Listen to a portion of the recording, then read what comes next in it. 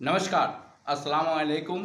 मैं असरवाद न्यूज़ बिहार से हूँ और अभी नगर विधानसभा का चुनाव होने वाला है 2025 में और सरगर्मी तेज हो गया है। एक तरफ महागठबंधन के उम्मीदवार होंगे, एक तरफ एनडीए के उम्मीदवार होंगे। इस बीच में निर्दलीय प्रत्याशी के रूप में संजय कुमार सिन्हा जी, जो समाज सेवी के रूप में जाने जाते थे, अब विधानसभा के चुनाव में सरगर्मी में ये भी खड़े उतर रहे हैं और चुनाव में मतलब घूम रहे हैं, लोगों के बीच में जा रहे हैं, 49 वार्ड में जा रहे हैं। कैसा वहाँ लोगों का फीडबैक आ रहा है और वहाँ के जो भी वोटर हैं इनको चाह रहा है कि नहीं चाह रहा है, वो विशेष ये बताएंगे।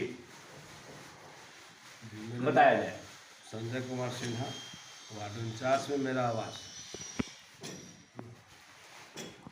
देखिए, मैं फील्ड में जा रहा हूँ, मुजफ्फरपुर विधानसभा फील्ड में मैं जा रहा हूँ। बहुत सारे मुद्दा जो अब तक के कोई भी जनप्रतिनिधि चुनाव के समय वादा करते पूरा नहीं। अभी आप देखिए ना भाई, जब चुनाव आता है, पिछले साल ही चुनाव आया, मैं रोड बना दूंगा, मैं नाला बना दूंगा। किस जगह की रोड आपको ठीक लग रहा है? कहाँ का नाला सही है? रोड नीचे है तो नाला ऊपर है, पानी कहाँ जाएगा? तो बहुत सारी मुद्दा है। पढ़ाई का मुद्दा है, स्वास्थ्य का मुद्दा है ना? विकास नहीं हो रहा है। शिक्षित बेरोजगार डिग्री लेके भटक रहे हैं, शहर से दूसरे शहर, दूसरे शहर से तीसरे शहर भटक रहे हैं। मजबूरी में अपने बूढ़े माता पिता को छोड़ के दूसरे जगह कमाने जा रहे हैं। कोई रोजगार का साधन नहीं है। हर जनप्रतिनिधि जो पूर्व में थे, कहीं कोई विकास नहीं किया है। अगर विकास करते तो ये दुर्दशा नहीं होता शहर का। यही सब मुद्दा को मेरे आने के बाद दूर होगा, बेरोजगारी भी खत्म हो जाएगी। बीमारी पर भी मैं काम करूंगा कि लोग बीमार नहीं पड़े। 5 साल पर चुनाव होता है, कोई प्रतिनिधि एक चुने जाते हैं, खड़ा नहीं उतरते, आम जनता ठगा महसूस कर रहे हैं, इस पर क्या कहेंगे?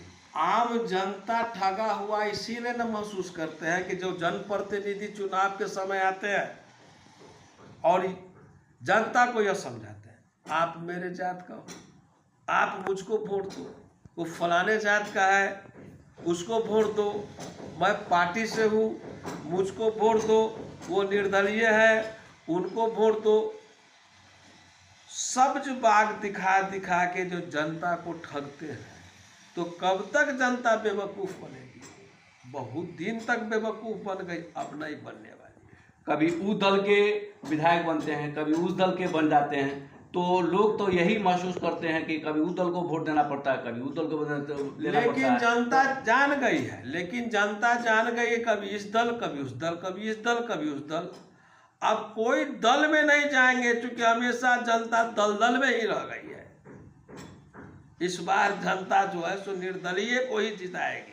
तो अगर कहीं से भी कोई पार्टी से अगर आपको टिकट मिलता है, तो क्या पार्टी के टिकट से चुनाव लड़ना चाहेंगे? ये भाई देखा जाएगा। अभी तो हम अपने जनता के बीच में घूम रहे हैं, जनता का समर्थन मिल रहा है। अब पार्टी देती है तो, न देती है तो, हम तो लड़ेंगे ही और जीतेंगे। तो अगर जीत के अगर प्रतिनिधि बनते हैं, तो आपका जो जीतने के बाद मतलब कि कौन कौन मुद्दाओं पर लेकर मतलब काम कीजिएगा? विकास की गंगा बहा देंगे। ये मेरे जीतने के बाद मेरा आपसे आग्रह है कि आप प्रत्येक वार्ड में जनता से पूछिएगा कि अब तक के जनप्रतिनिधि के द्वारा क्या हुआ और इनके आने के बाद क्या हुआ। पहले मुद्दा हुआ करता था रोटी कपड़ा और मकान, इस पर चुनाव हुआ करता था। अब तो रोटी कपड़ा मकान मुद्दा ही हट गया है। अब वही मुद्दा रहेगा, रोटी भी रहेगा, कपड़ा भी रहेगा और मकान भी रहेगा। जब उसको अपने पैर पर खड़ा होने के लिए रोजगार की व्यवस्था कीजिएगा तो रोटी आ जाएगा। व्यवसाय डरे महसूस कर रहे हैं, सुरक्षित नहीं अपने को महसूस कर रहे हैं। भाई व्यवसाय आए दिन क्राइम बढ़ गया है। यहाँ तो अब जो सरकार में जनप्रतिनिधि है वो भी अब सुरक्षित नहीं है। मेरे और आपकी क्या बात है? आप कितना विश्वास दिलाइएगा आम जनता को? देखिए, मेरे आने के बाद जनता जब अब तक सब पर विश्वास किया है तो जनता एक बार मुझ पर भी विश्वास करेगी। अपराध मुक्त कर देंगे। स्वास्थ्य का प्रयास मेरा 2 बीमारी पर रहेगा, किडनी और हार्ट का निःशुल्क इलाज अपने शहर में करवाएंगे। वैसे हॉस्पिटल बनवाएंगे, वैसी संस्था को लाएंगे।